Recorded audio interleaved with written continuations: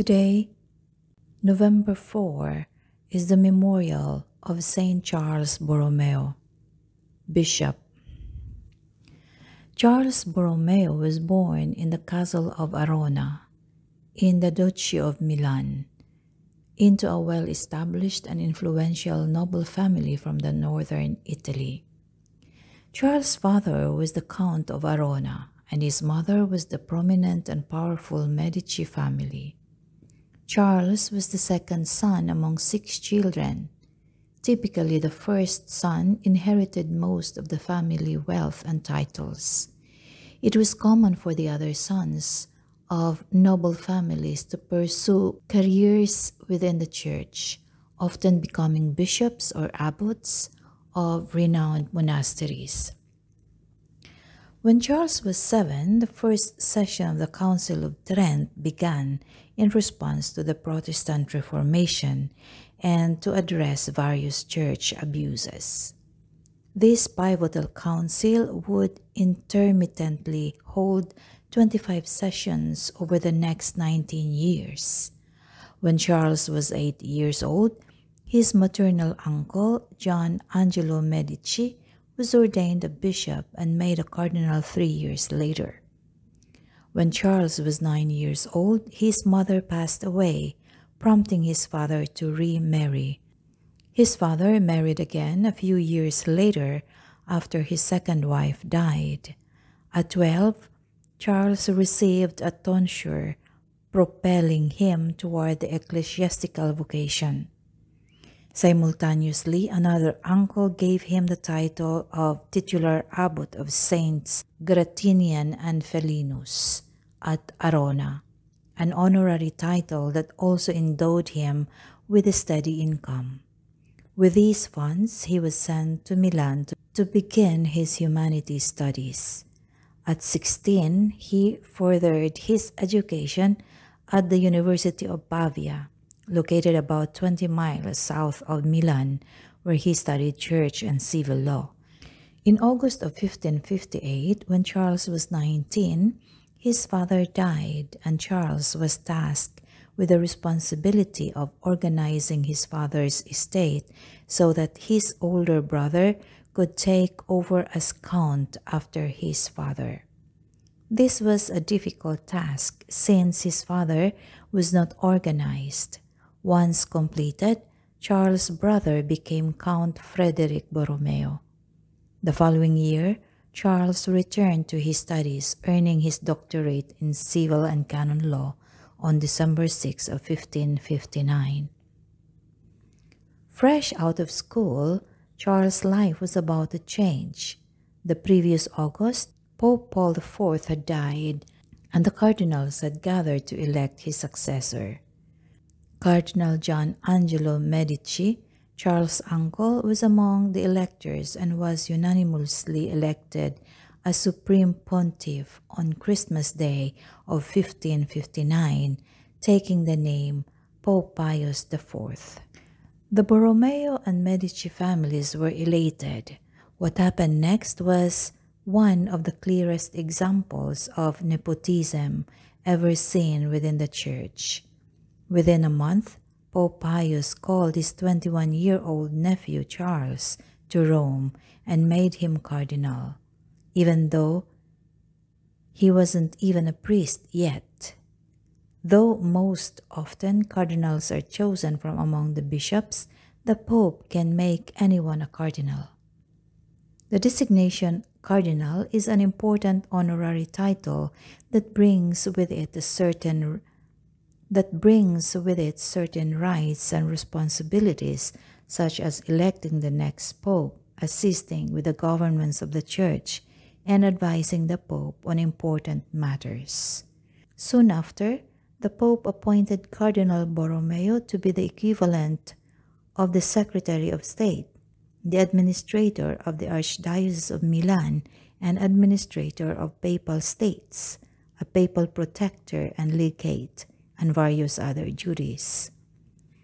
Over the next 4 years, Cardinal Borromeo worked hard, exercising his new responsibilities, and enjoyed a good income. One thing he took great interest in was the completion of the Council of Trent, which had been going on since he was 7. He encouraged his Pope uncle to conclude the council by calling the final sessions. In early 1562, the 18th session of the Council of Trent was held, and 7 more would be held over the following 2 years, concluding with the promulgation of the decrees on January 26 of 1564. Because Cardinal Borromeo was the cardinal but not an ordained bishop, he was not able to participate in the council as other bishops did, but he was very involved in the formulation of the decrees behind the scenes, given his important positions at the Vatican and his training in canon law.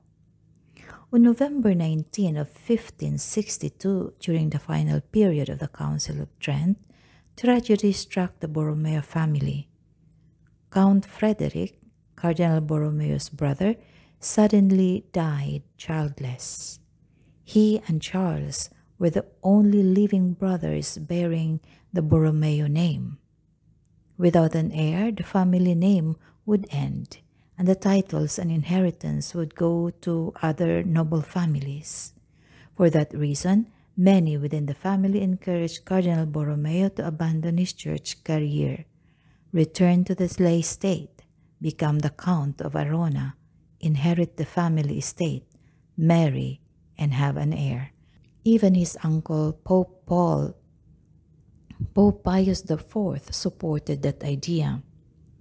Up until that point, the young Cardinal Borromeo was living a prayerful and morally upright life, but was also enjoying his power and wealth. This was a turning point for him. He decided to pursue his vocation, so he secretly arranged to be ordained a priest. Not even his uncle, the Pope, knew. Once Charles was ordained, the Pope was disappointed, but understood and supported him. After his priestly ordination, Charles celebrated his first Mass on the solemnity of the Assumption of the Mother of God at the tomb of Saints Peter and Paul. 3 months later, he was ordained a bishop in the Sistine Chapel, and 5 months after, was appointed as Archbishop of Milan at the age of 25. After his appointment as Archbishop, Charles continued his services in Rome for the next year and a half. Following the Council of Trent's conclusion, he dedicated himself to enforcing its decisions.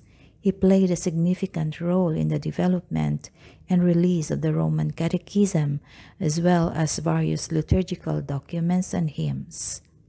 Moreover, he actively executed the Council's decrees and reforms within Rome.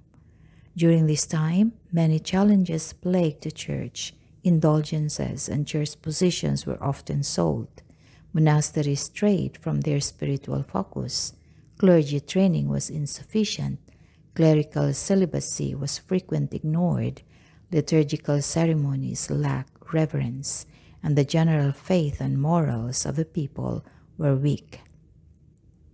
In collaboration with devout Romans, such as Saint Philip Neri, Cardinal Borromeo spearheaded transformative reforms in Rome. Upon reaching Milan, Cardinal Borromeo devoted 19 years to enforcing the decrees of the Council of Trent, igniting a Catholic reawakening within its vast archdiocese that resonated throughout the Church. While he was once basked in his noble heritage and wealth as a young man, a transformation began after he was ordained a priest. He adopted a similar lifestyle, engaged in fasting and prayer, donated the majority of his wealth to the needy, and immersed himself deeply in pastoral responsibilities.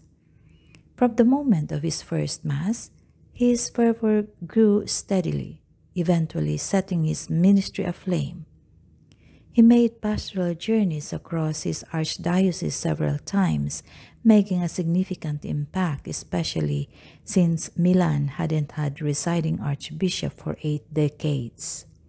Prior to Trent, it was common for archbishops of prominent dioceses to reside in Rome, living the good life while others cared for their dioceses.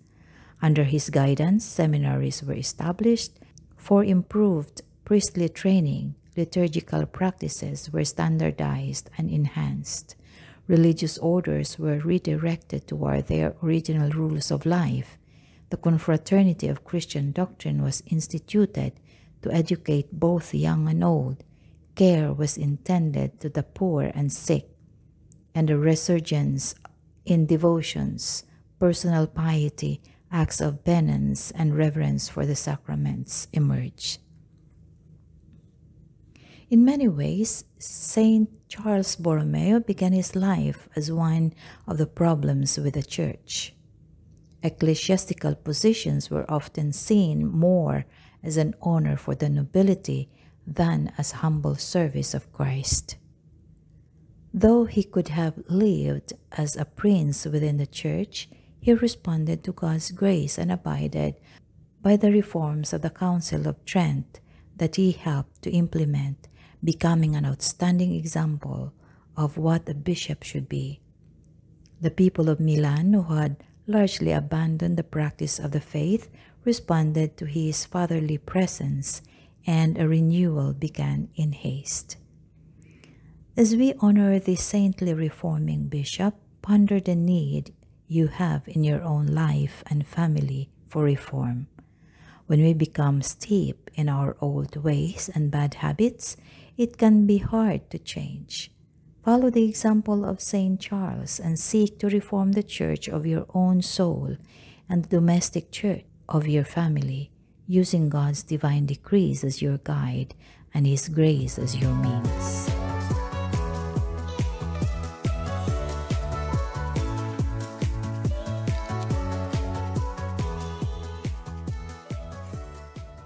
Let us pray. Saint Charles Borromeo, you were born into privilege, but once ordained, you became a fervent follower of Christ and a holy shepherd of God's people. Please pray for me that I will follow your example of church reform by applying the fervor you had to my own soul and family. May all I do always be done for the glory of God and the salvation of souls.